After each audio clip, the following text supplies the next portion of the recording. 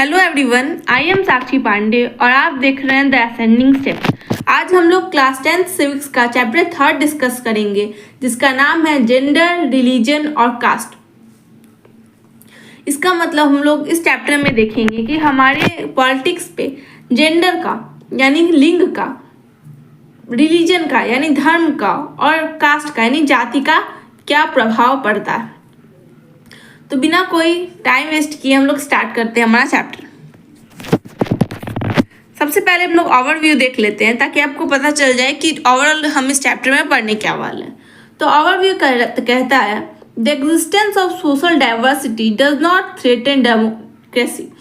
हमारे भारत में डेमोक्रेसी है, ये हम लोग जानते हैं। तो हम लोग ये भी जानते हैं कि भारत में अलग अलग सोशल ग्रुप्स है, सोशल डाइवर्सिटी बहुत है यहाँ पे।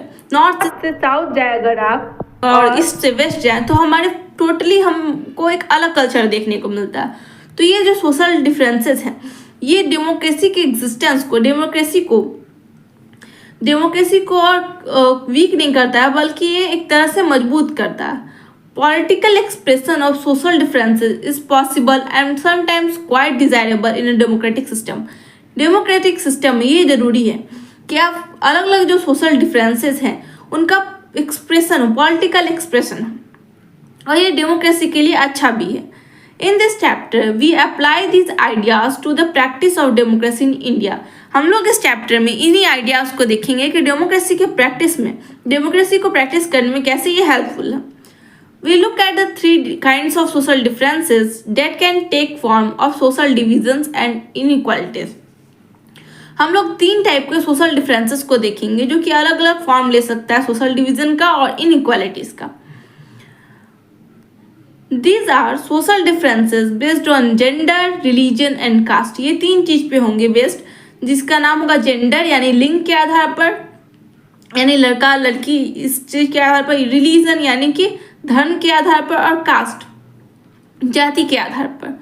In each case we look at the nature of this division in India and how it's get expressed in politics। हम लोग हर एक केस में देखेंगे इस डिवीजन का नेचर इंडिया में कैसा है और हम लोग देखेंगे कि पॉलिटिक्स में ये कैसे एक्सप्रेस होता है। We also ask whether different expression based on these differences are healthy or otherwise in a democracy। तो हम लोग ये भी देखेंगे कि ये जो सोशल डिविजन्स है, ये जो सोशल डाइवर्सिटी है इंडिया में, उनका पॉलिटिकली एक्सप्रेस होना ये डेमोक्रेसी के लिए अच्छा है, हेल्दी है, या फिर डेमोक्रेसी के लिए मतलब उतना ठीक नहीं है। तो हम लोग स्टार्ट करते हैं अपना चैप्टर 3। ओके, आपका ओवरव्यू समझ में आ गया होगा। हमारा पहला टॉपिक है जेंडर एंड पॉलिटिक्स। पहले टॉपिक में हम लोग डिस्कस करेंगे लिंग के बेसिस पे, यानी कि लड़का लड़की सेक्स के बेसिस पे हम लोग डिस्कस करेंगे कि सेक्स यानी लिंग और पॉलिटिक्स को बेसिकली हम लोग डिस्क्राइब करेंगे। ओके, तो स्टार्ट करते हैं। बुक आपका कहता है कि let us begin with gender division. सबसे पहले स्टार्ट करते हैं हम लोग जेंडर डिवीजन के। This is a form of hierarchy of social division seen everywhere but is rarely recognized in the study of politics।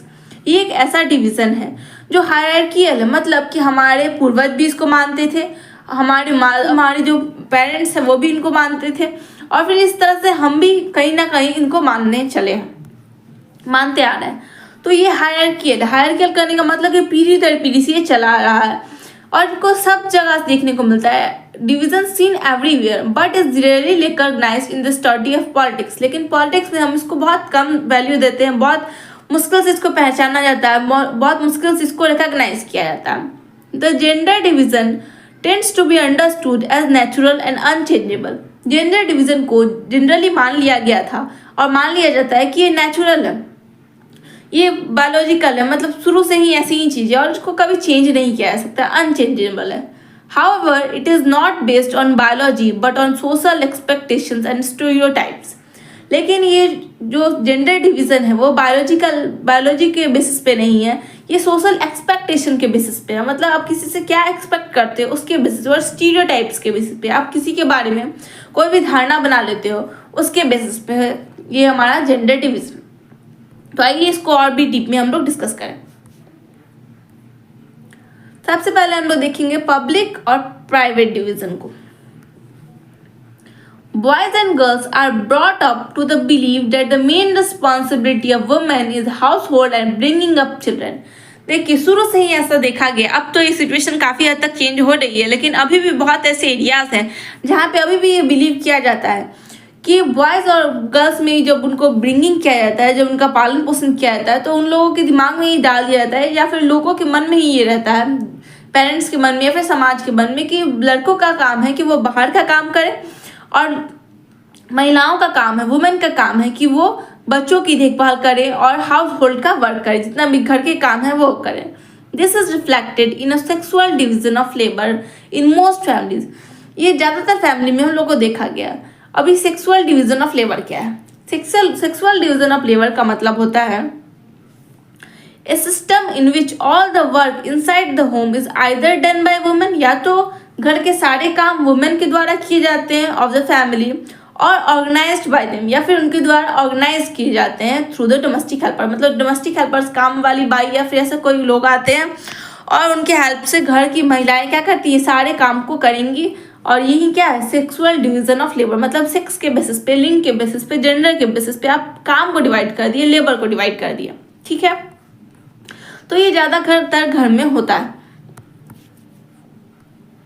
Women do all work inside the home such as cooking, cleaning, washing clothes, tailoring, looking after children, etc. And men do all the work outside the home.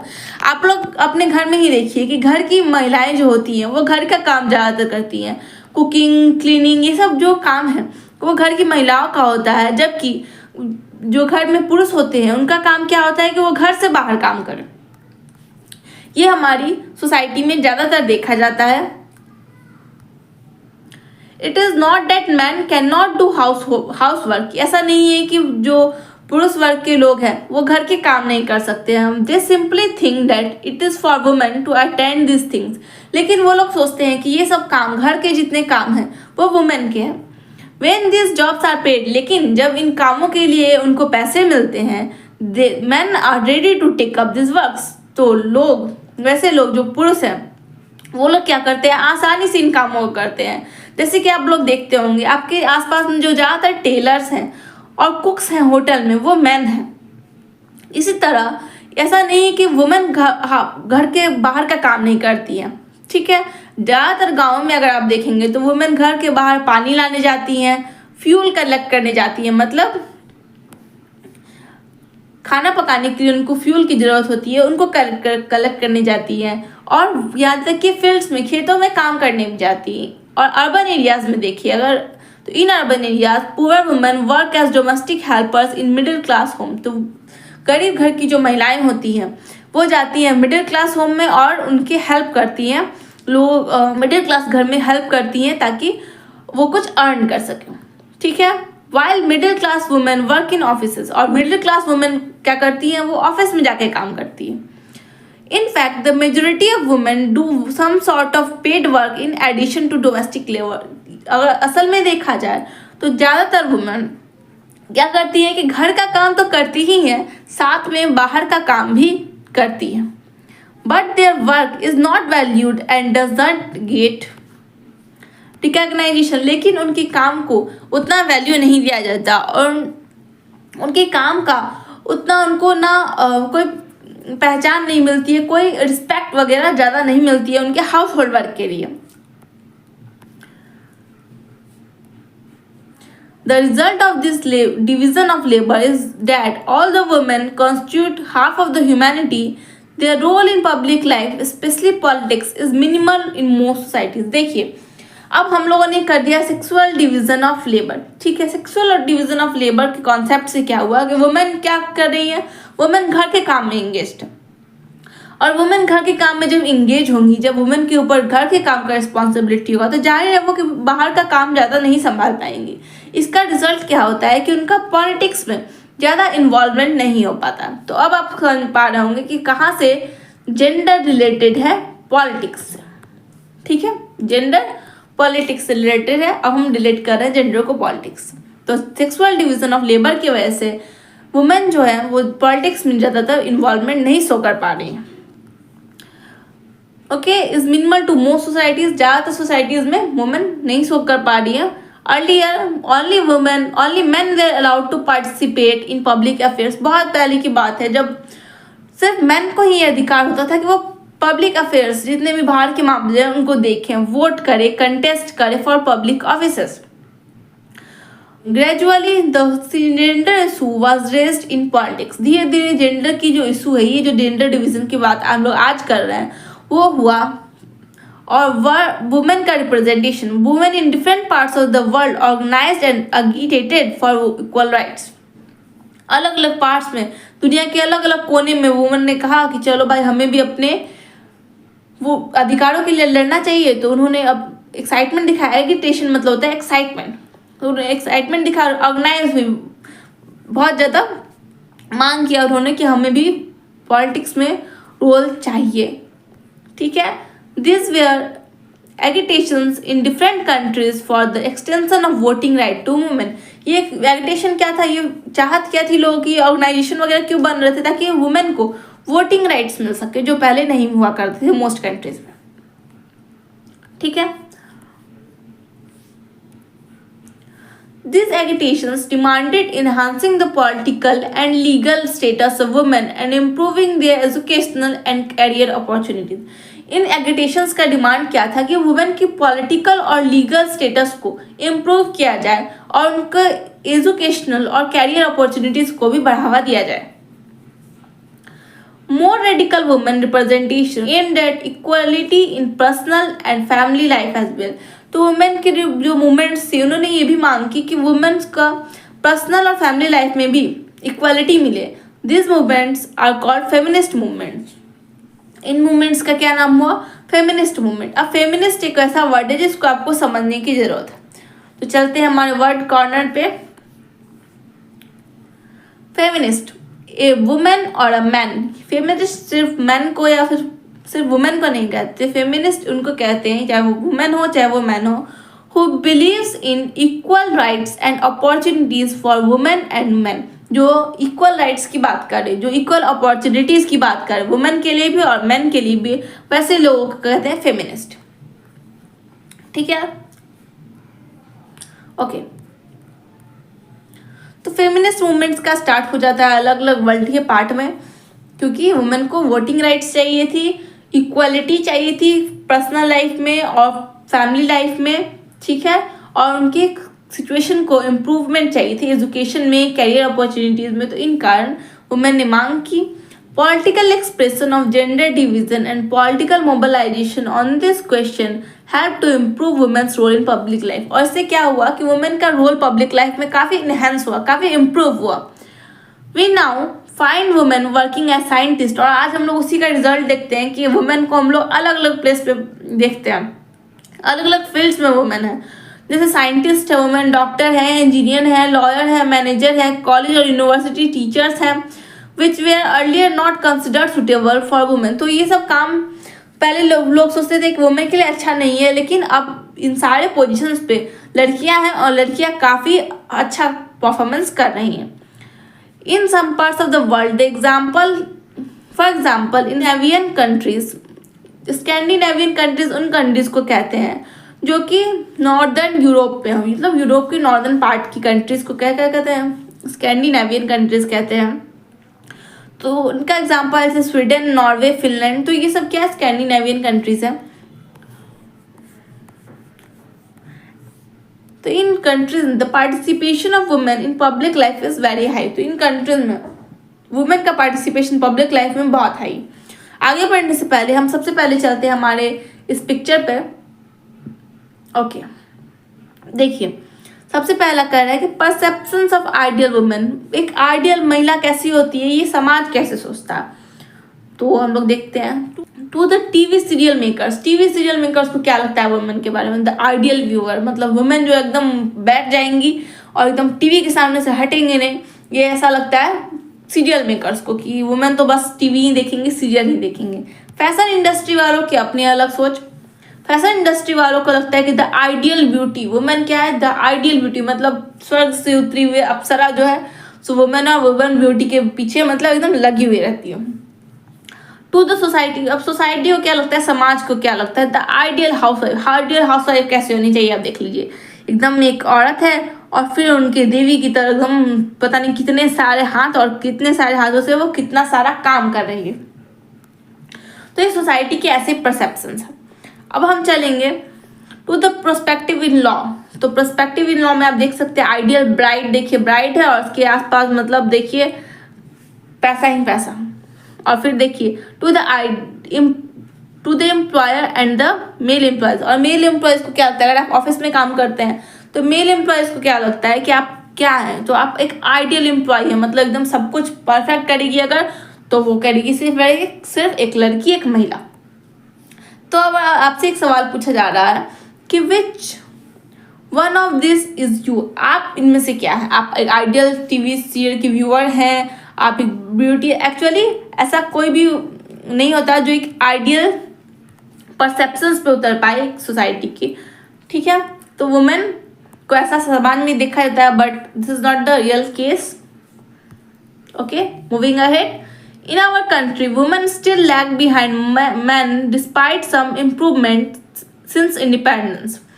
अभी भी women महिलाएं पुरुषों से पीछे हैं बहुत सारे aspects में, बहुत सारे फील्ड में। ऐसा still a male dominated patriarchal society. हमारी जो सोसाइटी है अभी भी पैट्रियार्कियल सोसाइटी। पैट्रियार्कियल मतलब क्या, जिसमें पुरुष प्रधान देश, मतलब इसमें पुरुषों की ज़्यादा चलती है। Literally rule by father, this concept is use to refer to a system that values man more and gives them power और वुमेन। मतलब जिनमें पुरुष की वैल्यू ज़्यादा होगी, लड़कों को ज़्यादा पावर मिलेगी, तो ऐसी सोसाइटी क्या हो जाती है, पैट्रियार्की। तो ऐसी सोसाइटी हमारी, और आज भी आप कई महिलाओं को देखेंगे जो कि इनकी हालत अभी भी खराब है। Women face disadvantage, discrimination and operation in various ways. Women को डिसएडवांटेज मिलता है, बहुत जगह नुकसान होता है वुमेन का, डिस्क्रिमिनेशन उनके साथ बहुत जगह होता है, और ऑपरेशन होता है उनके साथ बहुत अलग अलग तरीक़ों से। अब आप डिटेल में देखिए, इस चैप्टर को पढ़ने के बाद, इस टॉपिक को पढ़ने के बाद मैं ये आशा करूँगी कि आप क्या करेंगे कि गूगल पर जाएंगे और जितने भी अभी आप पढ़ेंगे उनको आप सर्च कीजिएगा, देखिएगा कि क्या ये ट्रूथ है या नहीं, ठीक है। और रिलेट कीजिएगा रियल लाइफ में। पॉलिटिक्स पढ़ने का, पॉलिटिकल साइंस, सिविक्स पढ़ने का ही तरीका कि आप उसको रियल लाइफ से रिलेट करें। ओके नाउ, तो अलग अलग वेज में डिस्क्रिमिनेशन होता है वुमेन के साथ, तो हम लोग डिस्कस करते हैं। The literacy rate among women is only 54%। देखिए, ये जब आपकी बुक छपी थी तब का लिटरेसी रेट है, व्हेन कंपेयर टू 76% वुमेन। आज लिटरेसी रेट डिफरेंट है, आज वुमेन की लिटरेसी रेट 77% है और मैन की 84.7% है। अब तो लिटरेसी रेट ऑफ वुमेन अभी भी कम है मेन से। Similarly a small proportion of girl students go for high studies. और अगर बॉयज से कंपेयर किया जाए तो गर्ल्स काफ़ी कम होती है जो हाई स्टडीज़ के लिए जाती है। When we look at school results, जब हम स्कूल के रिजल्ट्स पे देखते हैं, girls perform as well as boys. जितना बॉयज अच्छा परफॉर्म करते हैं उतना ही गर्ल्स भी करती हैं, if not better in some places. और कुछ but they drop out because parents prefer to spend their resources for the boys education rather than spending equally on their sons and daughters।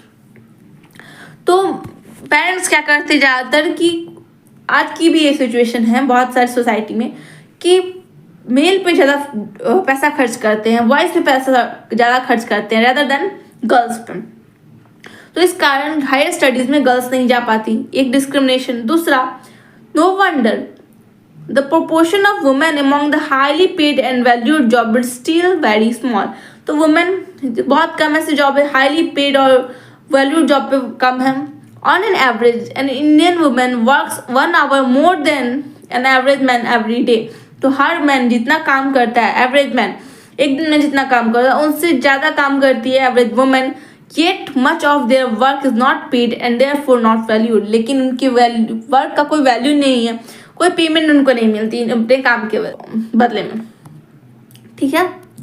अब next, the equal remuneration act 1976 provides that equal wages should be paid to equal work. तो एक act बना था 1976 में जिसके हिसाब से equal काम के लिए इक्वल पैसे मिलने चाहिए। मतलब अगर आप कोई फिल्म बना रहे हैं, कहीं भी काम कर रहे हैं, मेल काम कर रहे हैं, वो फीमेल काम कर रहे हैं, तो अगर दोनों काम करें तो दोनों को इक्वल वेजेस मिलना चाहिए.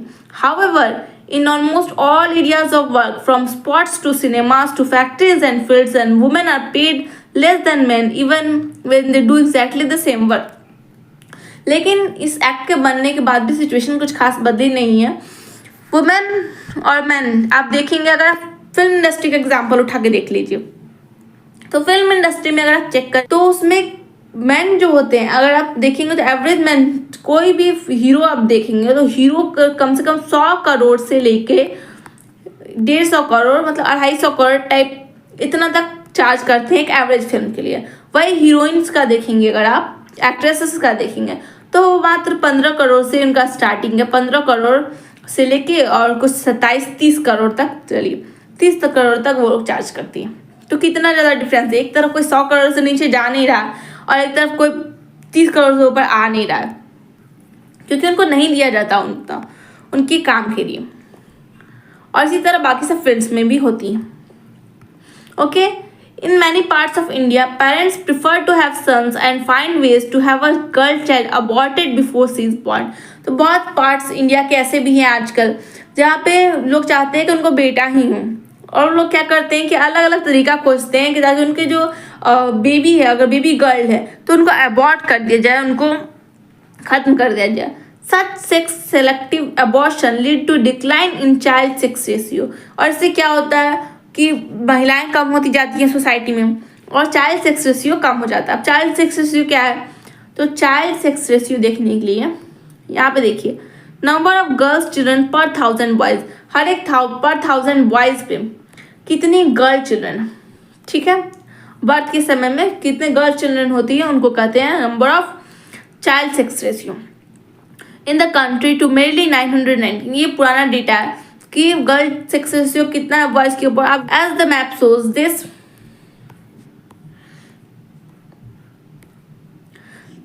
रेशियो हैज फॉलन टू 850 और इवन 800 इन सम स्टेट्स. तो ये रेशियो कम होता है, मतलब आज भी अगर आप देखें, अगर आप चेक करें, रेशियो वो कम है. There are reports of various kinds of harassment, exploitation and violence against women. तो बहुत सारे ऐसे रिपोर्ट्स आते हैं जिसमें वुमेन के खिलाफ हैरेसमेंट होती है, एक्सप्लॉयटेशन होता है, वायलेंस होता है. Urban areas have become particularly unsafe for women. आजकल आप लोग न्यूज़ देखते होंगे अगर, तो आप लोगों को पता हो कि अर्बन एरियाज वुमेन के लिए कितना अनसेफ हो गया है. Even with in their on home, from beating, harassment, other forms of domestic violence. यहाँ तक कि उनके अपने घरों में भी महिलाओं को मारा जाता है, पीटा जाता है, अलग अलग तरह से टॉर्चर किया जाता है, ठीक है, कभी दहेज के लिए तो कभी किसी चीज़ के लिए. अलग अलग सोसाइटीज़ में ये हो रहा है आज भी. आज नेक्स्ट हम लोग पढ़ेंगे हमारा वुमेन्स पॉलिटिकल रिप्रेजेंटेशन, ठीक है, वुमेन का पॉलिटिकल रिप्रेजेंटेशन पढ़ेंगे. तो इस चैप्टर में, इस टॉपिक में हम लोगों ने बेसिकली क्या पढ़ा कि वुमेन का सोसाइटी में क्या स्टेटस है, अभी वुमेन के साथ किस किस फॉर्म में डिस्क्रिमिनेशन होता है, और वुमेन का पॉलिटिक्स में role sexual division of labour के कारण ये कम, ठीक है. और वुमेन के परसेप्शंस को हम लोग देख चुके हैं कि वुमेन का परसेप्शन कैसा है सोसाइटी में. तो आइडियल ब्यूटी, आइडियल टीवी में serial viewer, ideal to the society, मतलब एकदम देवी जैसे 10 हाथ और फिर सारे काम, और फिर पर्सपेक्टिव ऑफ लॉ और एम्प्लॉयज़ के लिए तो मतलब एकदम आइडियल एम्प्लॉय. तो ये हम लोगों ने डिस्कस कर लिया है. हम लोग नेक्स्ट टॉपिक करेंगे नेक्स्ट वीडियो में. तब तक के लिए मैं आपको ये दिखा दूँ कि वाई और ये लड़का बोलता है कि why are we discussing things like household work in this textbook और पॉलिटिकल साइंस पॉलिटिक्स. तो हम लोग क्यों डिस्कस कर रहे हैं पॉलिटिकल साइंस में हाउस होल्ड वर्क को. तो ये लड़की जवाब देती है वाई नॉट, क्यों नहीं करें. Is politics all about power, क्या पॉलिटिक्स सिर्फ पावर के बारे में है. Then surely male dominance in the household should be considered political. अगर सिर्फ पावर के बारे में पॉलिटिक्स है तो महिला जो राज करते हैं घर में जो पुरुष की डोमिनेंस होती है उसको भी हम लोग पॉलिटिकल कंसिडर करेंगे. फिर तो यही बात है ना. तो ये एक आइडिया आपको देना चाह रहा है, तो आप लोग उसको पढ़िएगा, ठीक है. और फिर एक और यहाँ पे कार्टून है, ये देखिए। यहाँ पे एक बच्ची सोच रही है कि mummy always says to outsiders, mummy इसकी हमेशा अपने बाहर वाले लोगों से कहती है I don't work, I am a housewife, मैं कभी काम नहीं करती, मैं हाउस वाइफ हूँ। But I see her working non stop at home, लेकिन ये बच्ची जो है वो अपनी माँ को दिन भर काम करते हुए देखती है बिना कोई रुके हुए। If what she does is not work, अगर जो वो करती है वो काम नहीं है, व्हाट इज वर्क, तो काम क्या है जो हमारी माएँ दिन भर महिलाएं घर में करती हैं, वो काम नहीं है। वो तो काम असल में है क्या क्या? तो जाहिर बात है यहाँ पे समाज उसी काम को कंसिडर करता है जिसमें मनी का इन्वॉल्वमेंट हो, और हमारे मम्मी के काम में, हमारे घर के काम में मनी इन्वॉल्व नहीं होता। इसीलिए जो मम्मी होती हैं, जो माँ होती हैं, वो ज़्यादातर कहती है कि आई am a house wife. But तो आज के लेक्चर के लिए इतना ही। वीडियो अगर अच्छा लगा हो तो लाइक कीजिए, शेयर करना ना भूलें, जितने लोगों को आप शेयर करेंगे उतने ज़्यादा बच्चों की हेल्प हो पाएगी। और सब्सक्राइब करें और कमेंट करके बताएं कि आपको ये वीडियो कैसा लगा, और अगर कोई भी प्रॉब्लम हो तो ज़रूर कमेंट करें। Thank you very much.